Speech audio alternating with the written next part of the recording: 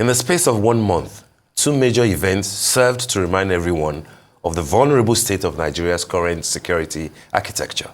First was the army's mistaken identity bombing of a village in Kaduna State which claimed the lives of close to 100 persons. And then this week's dastardly act on some communities in Plateau State by bandits, during which about 200 persons were killed. On both occasions, the response mechanism deployed by the security agencies and by extension the government was criticized for either being totally absent or for arriving a little too late. And then that same conversation about life becoming too cheap in the Nigerian sense comes full circle again. As Nigeria prepares to join the rest of humanity in welcoming a brand new year, what must the Tinubu administration be seen to be doing to bring this spiraling spate of insecurity under control? What manner of partnership or expertise, for that matter, should this government be prepared to explore in order to more effectively secure the lives and property of Nigerians?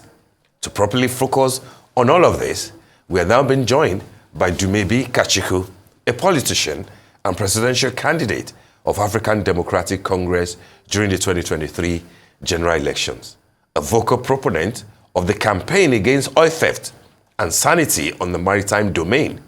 What can Mr. Kachikwu recommend to the government regarding the fight against insecurity in 2024? Good morning and compliments of the season. Mr. Dumebi Kachikwu, good to have you on the show with us. Good morning, compliments of the season. I'm glad to be here today. Thank you. Thank you very much. Let's talk Plateau State and insecurity in Nigeria. Sadly, it is not a new subject, but many lives are being lost on a daily basis. We had a very bad one in June after Ashwaju became president, same Plateau, but this time around again, 20 communities, 3 local government areas, almost 200 souls perished in Plateau State. What are your thoughts? How disappointed are you? And what will you say about why we keep coming back to the same sad situation that keeps getting many Nigerians killed in that part of the country? I will start this conversation by going back to the Constitution. Section 14B of the 1999 Constitution, as amended, stipulates that the primary function of government will be the security and welfare of the people. We mouth this all the time. We say this anytime things like this happen. But how have we held government accountable where government fails to protect the lives and properties of the people? Because we continue to hold government unaccountable, we continue to have situations like this where people are killed. All you will have is government issuing stern statements, sending the IG and some service chiefs there, and then sometimes they send welfare palliatives to the people. After 3 weeks, the media forgets these people, and they continue with their miserable existence, and all is forgotten. This is the story that has been told year in, year out, and we have thousands of people who've been affected by this. What must government do to solve the problem between herders, militant herders, who are fighting over traditional grazing rights, and those who own as ancestral land, who believe that their land has been taken from them? In the last 8 years in the administration of President Tinubu, we had this problem escalate because these herders who felt that their kinsman was president of Nigeria in the administration of Buhari, you meant? Of Buhari? Buhari, Yeah. The administration of Buhari. These herders became more militant. They became emboldened, and they started taking up large swaths of land across the country because their kinsman was president of Nigeria. Even when the government said that nobody should be allowed to have AK-47, we saw these people every day, and I have no record of any one of them who was arrested and successfully prosecuted. So this has become the norm where they feel emboldened to kill and maim Nigerians. Then you also have those people whose ancestral lands have been stolen from them, who feel their resort to self-help is some cattle rustling. And when cattle rustling takes place, these herders come back, and for every cattle you steal, it will take 10 lives or more. This is the vicious circle we are seeing in that place. What should government do at a time like this? In a country where we have religious divisions, ethnic divisions, I have long been a proponent of state policing, but beyond state policing, if it's going to take us long to get to state policing, I believe that from now on, commissioners of police, assistant commissioners of police, DPOs, must be posted to their states of origin, senatorial districts, and to their local governments. You cannot enforce law and order in a place you don't know or where you don't feel a feeling of kinship with the people. If we have a situation where the issue now turns to religion, where people feel this is this religion, this is that religion, can you continue to have commissioners of police who might take sides willingly or unwillingly? We must start posting commissioners of police to their places of origin, post DPOs to their place of origin and to their communities, so that way they feel the burden of their people. When their security situations, it affects them personally. They know how to work towards increasing or creating a security architecture that is homogeneous to their local communities. We don't have this right now. We continue to have a situation where, like I heard the governor say, that they have to increase the security architecture. I can bet you anything that the governor cannot begin to define what security architecture he has in place, because I assure you there can be no security architecture in a situation where you have 3 local governments, several communities overwhelmed in a couple of hours, and there was little or no response whatsoever. Tell you what, as we speak, no commissioner of police has been relieved of his duties. Nobody has been fired. Do you know what will happen the day a commissioner of police will be fired immediately something like this happens? Do you think we'll continue to have this situation? Or heads roll when this happens? Okay, what happens to all those who continue to perpetrate these crimes? Who has ever been prosecuted or brought to book? This is our situation in Nigeria. Yes. So I want to ask 2 questions, sir, because, for example, in Plateau State, I think it's a state with about 54 tribes. It's a very heterogeneous region. It's not homogeneous. How would you then ask that we have a commissioner of police or DOP who's from a particular tribe? Because the Middle Belt is a region with many minority tribes. And I also want to ask, because you spoke about cattle rustling earlier, and the people of these communities have said that this is not a retaliatory attack for cattle rustling or any previous issue. This is not a herdsman issue, that rather this is an issue of land grabbing, of terrorism and banditry in order to land grab. So this is also a completely different type of insecurity that we're seeing that maybe we've seen before. So I want to ask those 2 things. That one, is it right to say that this is not a retaliatory attack for previous cattle rustling issues? And 2, how would you advise that we go about putting commissioners of police or DOPs in regions that are very heterogeneous with multiple tribes, such as Plateau State or the Middle Belt region? 2 brilliant questions. When I speak to a commissioner of police, say you bring commissioner of police from the Plateau State, who comes from a state with multiple ethnicities, the fact that he's from that state means that the welfare of that state, the people of that state, is paramount to him.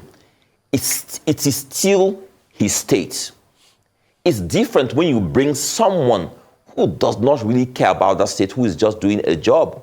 And we know how mediocre we are about our jobs in Nigeria.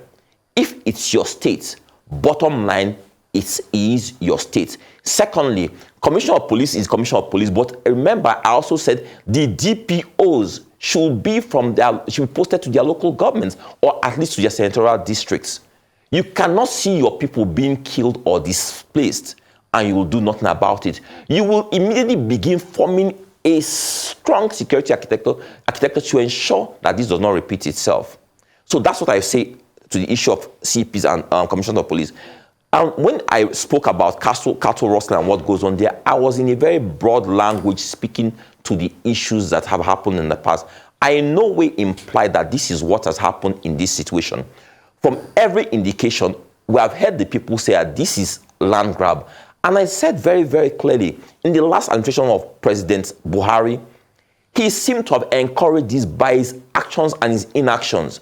When you have a situation where people are killed and maimed, displaced, and their communities renamed, till today, nobody has done anything to reclaim those communities. The people are in IDP camps. That speaks clearly to land grab. What must we do? If this government is desirous of setting the pace to say that we are not part of this or part of the rubbish that happened in the last administration, government must ensure that these people are reintegrated back into their lands, their communities renamed back to what it was before, and that these people are protected in their ancestral lands. We cannot continue in the year 2023 going to 2024 still be speaking about herdsmen and grazing routes. We can't be speaking of that. 2 years ago, I said very clearly to the governors of the different states in Nigeria, if you want to stop this issue of nomadic grazing, you must pass laws in your different states that ensures that the only meat that can be sold in your state must be from registered butcheries, and the meat must come from registered ranches. If you can no longer sell cattle, meat that does not come from a ranch, will you continue in that practice? But we are lazy. There are things we can do easily with policies and laws. We don't do those things. If you kill the economic activity underpinning the actions of these people, there's no reason for them to do that. We must also start educating these people, Mietali and all these people, about modern ways of farming. We can't continue speaking about giving them large swaths of land for them to do ranching when we have not really taught them how to do ranching. And there are people who are against government taking over land to give them. Government says it's your business. And we know that there are big men, a lot of big men who own those cattle. What do? If you own the cattle, you start a ranch. Why make these people, these lowly people, responsible for the business actions of big men who sit in far-flung places in their palatial homes? And again, how should the law act when somebody who works for you kills people in carrying out your business activities? Who should be held responsible? Who should be held accountable? When we leave some of these people, we don't hold them accountable, we don't trace the actions to those big men and hold someone responsible, this will never stop. We must hold someone accountable. People cannot continue to die in Nigeria, killed in gory ways, and we just keep quiet. Absolutely not. The people must demand better of their government. If this turns to a 24-hour news cycle story, and the next 3-4 days, this is gone, we have breaking news again, these people continue to suffer this until these militants, these terrorists, get to Abuja, get to Lagos, get to our inner cities, then it has affected everyone, and then we're reacting too late to these issues. All right, Mr. Kachikwu, I get the point about having the Tinubu administration to do things differently from how Buhari handled the question of insecurity, especially in Plateau State.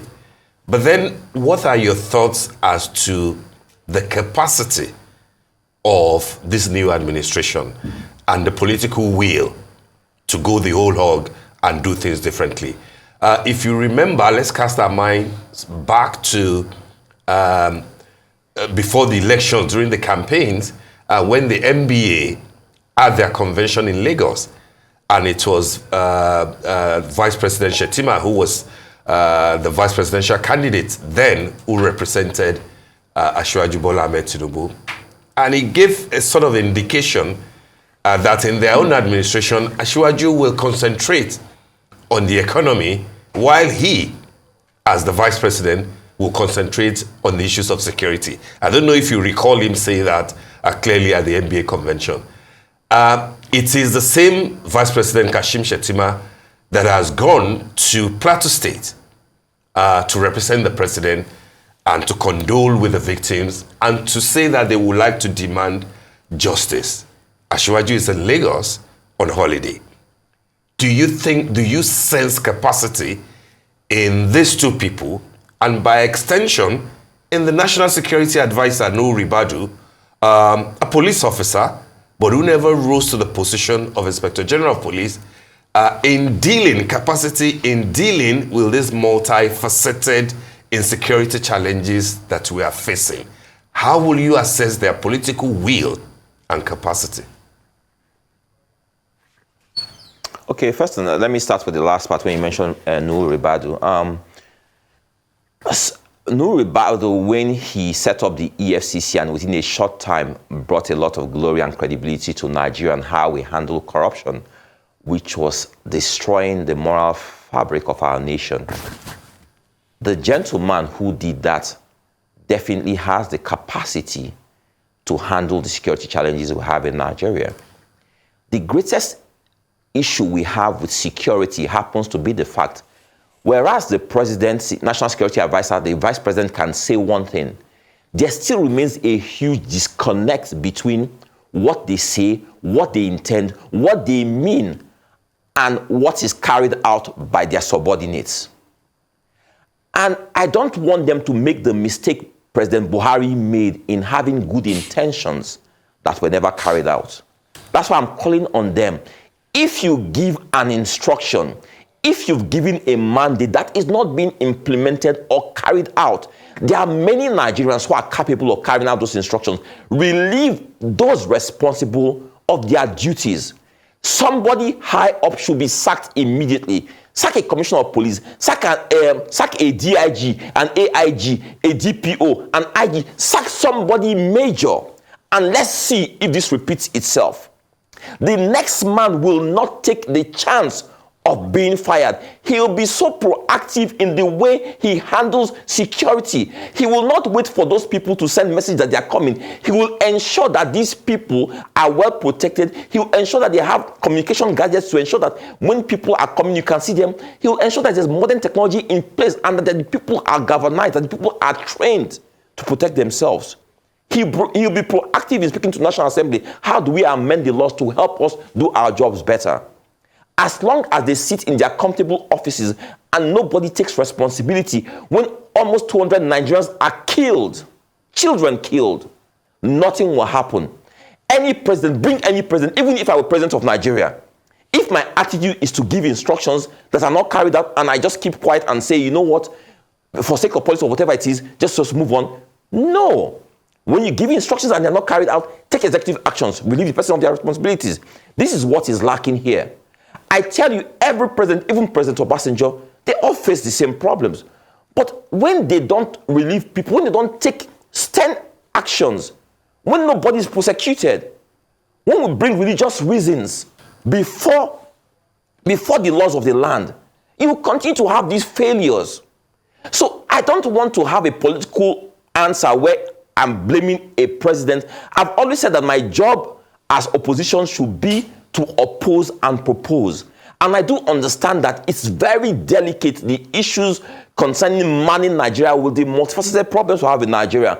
But government, the president, must act in firing somebody, someone major. He must look at the CP and say, Commissioner of Police, you failed in your duties. You didn't have to wait for this to happen before you act. DCP, DPO, you failed. How many police stations do we have in that area? What were they lacking? Who takes responsibility? When do we start taking responsibility for our failures in Nigeria? That's the problem we see. Nigerians cannot continue to be killed like cattle, like flies. We cannot accept this as a norm. The abnormal has become normal in Nigeria. We have become desensitized to the killings of people in Nigeria. Our streets flow with the blood of the innocent. This is wrong. And the worst thing for me is that international media have gotten to the point where they are desensitized as we are to the killings of our people. So they don't report it the way they will report 5-10 people killed in Australia or in New Zealand or in Hamburg. That's my worry, that people have accepted that we are barbarians. those people kill themselves. Ignore them. That's my worry about us. It's definitely a serious issue that we keep facing killings all over the country, not just in the Middle Belt, but we've seen violence in the southeastern region, and we've seen it in the northeastern region, and we've seen it crop up in different areas in the country. Apart from the killings that we're seeing and the loss of life that we're seeing, we're also seeing that Nigerians are finding it very hard to live. They're finding it very difficult to afford food. I believe it's an 18-year high. The food inflation we have is now over 30%. It's at an 18-year high. And the Middle Belt is the food basket of the country. It's very often described as the food basket of the country. How do you think the president is doing enough in terms of keeping Nigerians' food secure? Not just in terms of security, in terms of our lives and our livelihoods, but also our ability to live and our ability to afford food.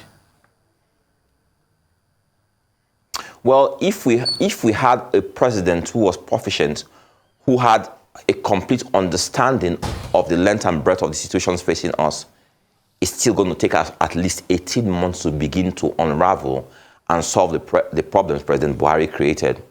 But now we have a president who, to a large extent, understands the problems, but in appointing people into offices, he's neglected appointing the most capable people into key offices. And as such, the economy is suffering. As such, key sectors that underpin our economy are still suffering. We don't understand how serious this problem is. Let's give it another 6 to 9 months, and then you understand. We keep on speaking of double digits in terms of inflation, in terms of unemployment, in terms of everything, but I am telling you, we need to understand that in a country where our data is corrupt, where the informal sector is much larger than the formal sector, where we don't really know what is going on, there's chaos in the land.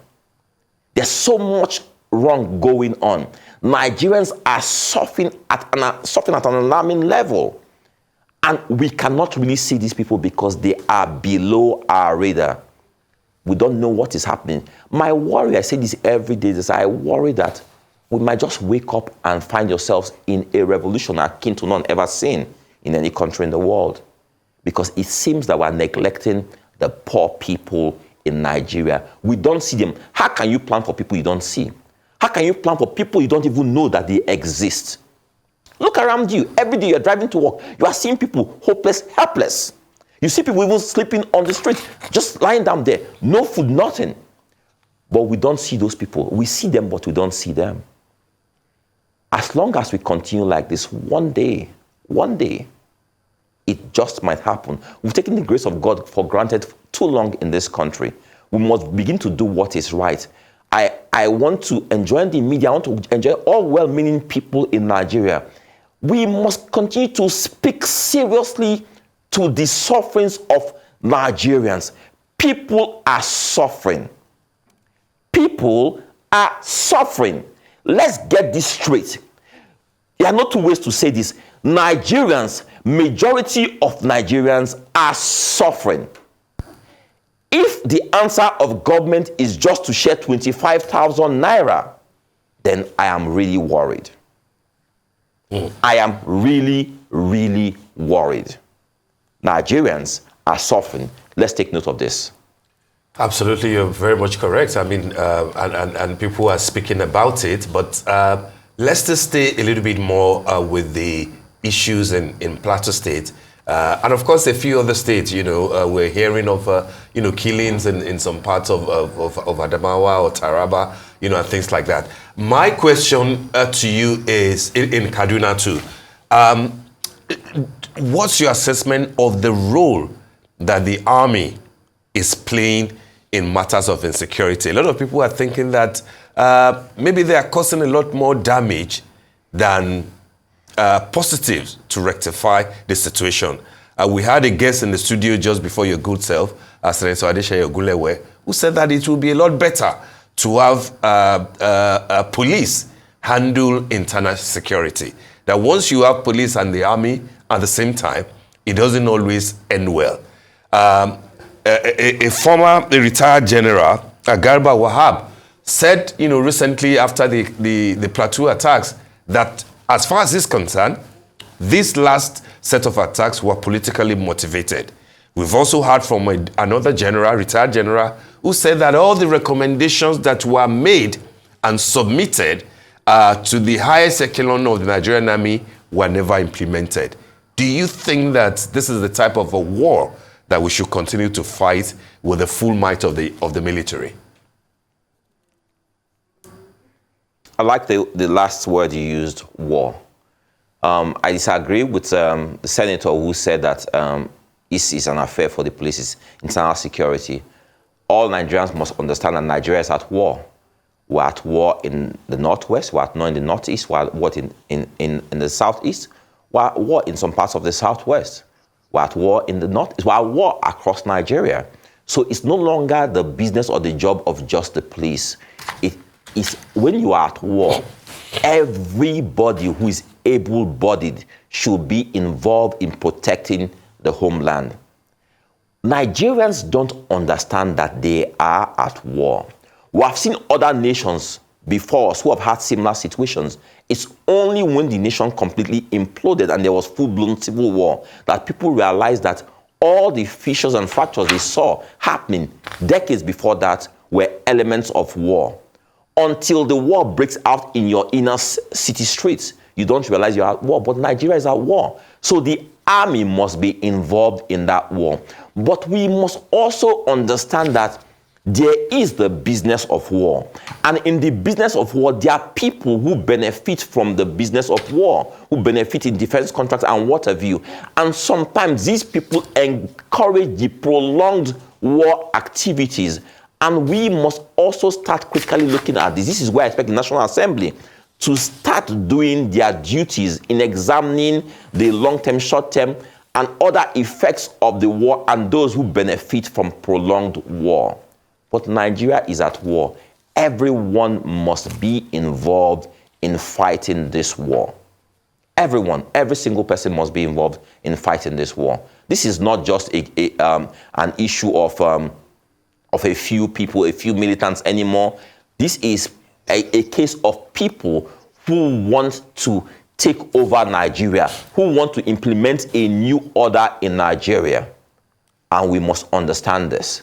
And then when people speak of policies and a lot of things that are really not being implemented, the reality is this: whatever you've proposed, put it in the public domain so Nigerians can start holding government accountable and start asking government, this makes sense. Why have you not implemented this? Just the same way I'm saying, you know what, we must get to a situation of state police or start ensuring that commissioner of police and people at that level must be posted to their states of origin and put in the public domain so people can examine it. Does this begin to make sense? I'm saying also that we cannot have a situation where only one element or one tribe seems to have the armaments or the weapons of warfare and you leave other people just defenseless. If we need to start training those people to defend themselves, because if you look at it, really, how many people do we have in the police force or in the Nigerian army? And this war is widely dispersed. For the first time in the last 8 years, we started speaking of ungoverned spaces in Nigeria.